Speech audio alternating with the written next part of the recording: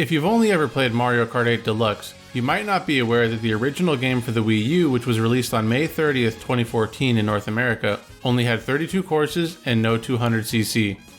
The first DLC pack, which was a crossover with The Legend of Zelda, was released 6 months later, on November 13th, 2014, and among other things, it included 8 new courses, including Hyrule Circuit. It wouldn't be until April 23rd, 2015 with the release of the Animal Crossing DLC, which was released alongside the update to version 4.0, that we'd actually get to experience 200cc for the very first time. The developers tried to make sure that the introduction of 200cc didn't break the previously released courses, and so the physics of things such as boost ramps and gliders were modified on about half of the previously existing courses. Notice how Hyrule Circuit is not on this list? You're going to be made painfully aware of that fact in just a couple of minutes.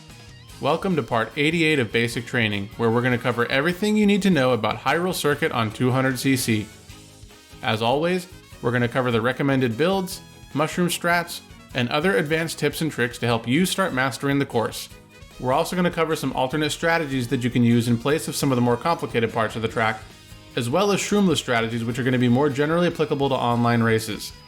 If you find this type of content useful or entertaining, don't forget to appease the algorithm gods by dropping a like and a comment to let me know. Also consider subscribing and hitting the notification bell so that you can stay up to date with my latest videos since I upload a new tutorial every week. With all that out of the way, let's use the power of the Triforce to pull off the ultimate run on Hyrule Circuit. You've got a couple of choices for builds on this course. The build that I recommend is Waluigi, Mr. Scooty, Azure Rollers, and Paper Glider. On 200cc, it can be a bit tough to navigate some of the turns at the end of the lap, so if you want to have an easier time, you can go a bit lighter. But I wouldn't go much lighter than Yoshi, for a couple of reasons.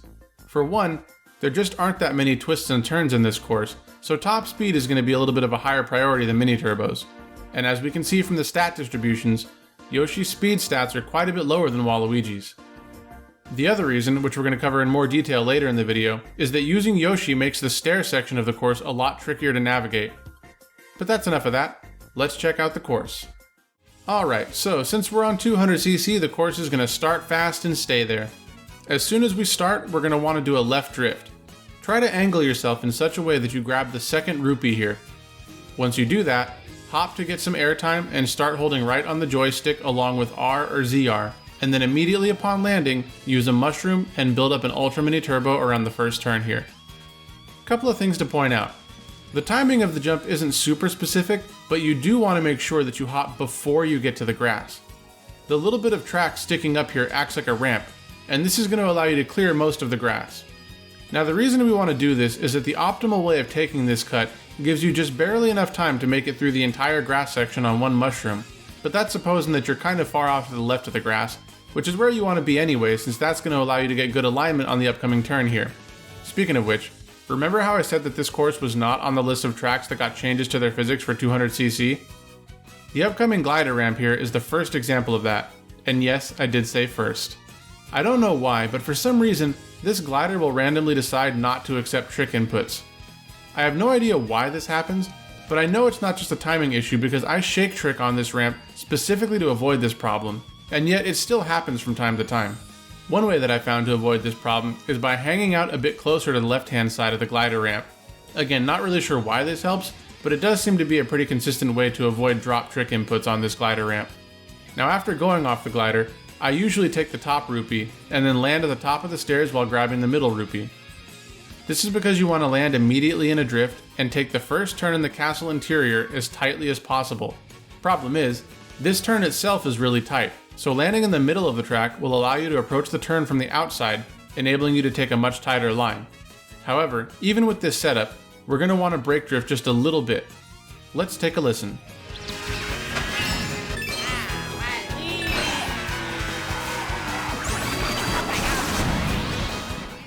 Now here's the second part where this course demonstrates its tenuous relationship with the principles of basic physics. When you're taking this turn, it's important not to release your Ultra Mini Turbo until you're absolutely sure you'll be able to make it down the rest of the stairs without doing anything on the joystick. Because of the way the stairs are set up, turning your joystick while going down the stairs will cause your cart to turn in really awkward ways, which will almost certainly cause you to run into the wall at the bottom of the stairs. And if you do happen to survive that, then you're probably going to run into the wall that's right in front of you at the end of the fountain room before the straightaway. Now if you wait to release the Ultra Mini Turbo until you're already set up to go straight down the stairs without fiddling with the joystick, then once you get down to the bottom of the stairs, you can just turn slightly to the left to avoid the big ass wall that's in front of you.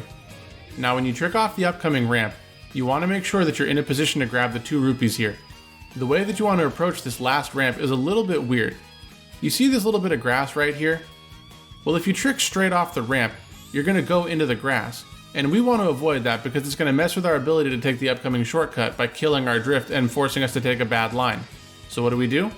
Rather than trick straight off the ramp, you want to approach the rightmost rupee from the left, so that when you come off the ramp, you're already at kind of an angle that will allow you to avoid the grass. The world record strategy is a little bit different, but I'll cover that later on in the video. Honestly, the entire castle section from start to finish is just a huge pain, so let's take a look at everything up until now, starting from the glider. So we're going to grab the middle rupee and immediately start a left drift. Then, once we enter the castle, start holding a left to build up an Ultra Mini Turbo. Release once we're able to go straight down the stairs, and turn slightly left to avoid the wall. Trick off the ramp and grab the 2 rupees, and finally approach the rightmost rupee from the left before tricking off the ramp. Now, we've got one more thing to talk about here, which is the no item shortcut, or NISC. On 200cc, it's actually really easy to clear the grass. I haven't tested this out, but I'm pretty sure that just driving over the grass is still faster than going around. However, there is an optimal strategy for cutting the grass here that can be quite difficult to master.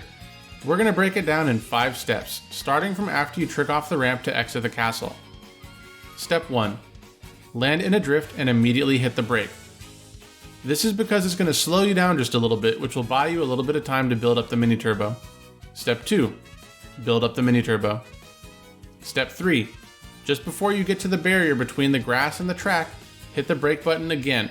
I'll explain why in just a sec, but you need to slow yourself down a bit before step 4, which is that once you get to the barrier between the track and the grass, you want to hop. Just like the cut at the beginning of the lap, it's really important that you hop before you get to the grass.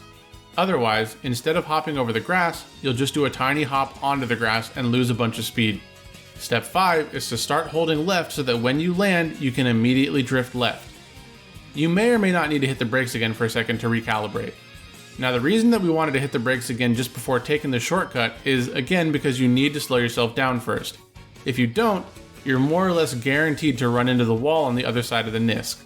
To finish up the lap, you just brake drift around the turns a bit and you should be more or less good to go. Lap 2 plays exactly the same as lap 1 minus the rupees. Lap 3 is almost exactly the same, except that when you hit the NISC, if you're even just a little bit slower than me, there'll be a Deku Baba that's on the other side of the shortcut. Now if you take the shortcut like I showed you, it shouldn't be too hard to dodge the plant, but there's an alternate version of this NISC that I'm going to show you towards the end of the video that's much safer if you're having trouble not getting hit by it. And that's it for the track. Let's take a look at how all this looks in a full run.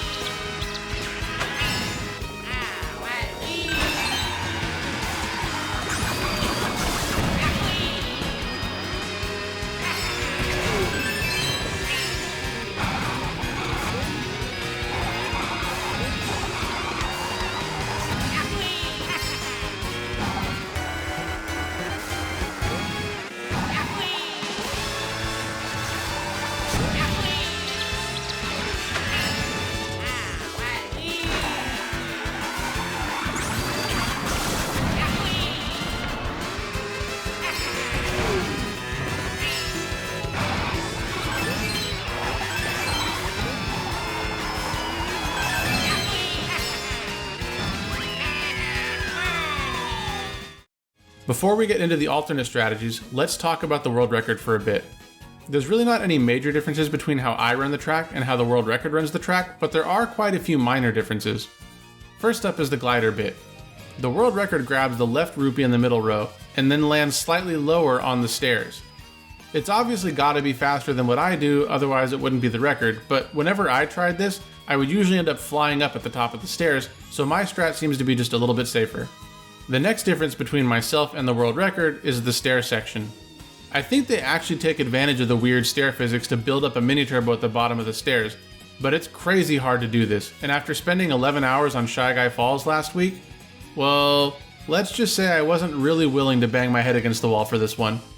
The last difference is the ramp before the NISC. The world record does a little hop to the right before tricking off the ramp. This allows you to take a tighter line before the NISC, but I just couldn't figure out how to do this and still build up a mini turbo, which is why I approach the ramp in the way that I do. It's only slightly suboptimal compared to the world record, and it's also much safer. But that's it for the world record. Let's talk about some alternate strats that we can use here, starting with the NISC. You'll notice that there are two trees, and in my version of the NISC, I hop to the right side of the tree. This is definitely the best way to do the cut, but it's also pretty tricky to learn. So a much safer way is to approach the NISC in exactly the same way as before, except that now, instead of going to the right side of the tree, we want to go to the left side of the tree and then hop. This seems to lose about half a second in comparison to the optimal version of the NISC, but you're more or less guaranteed to get this. And like I said, driving over the grass is faster than going around anyways, so no matter what, you're guaranteed to save time. The only other strategy to talk about is with the mushroom cut at the start of each lap. If you're racing online and don't have any mushrooms, don't try and do a NISC with this bit. It won't work. Instead, just drift around the turns like normal. If you're good at soft drifting, it's possible to build up a mini turbo on the first turn, but otherwise you can just wait to drift until coming up on the second turn. And that's it. That's everything you need to know about Hyrule Circuit on 200cc. I hope that you all enjoyed the video and found it useful. As always, don't forget to drop a like and a comment to let me know what you thought about the video, and consider subscribing if you've been watching these videos every week, since it really does help out the channel. Thanks again, and as always, I will see you in the next video.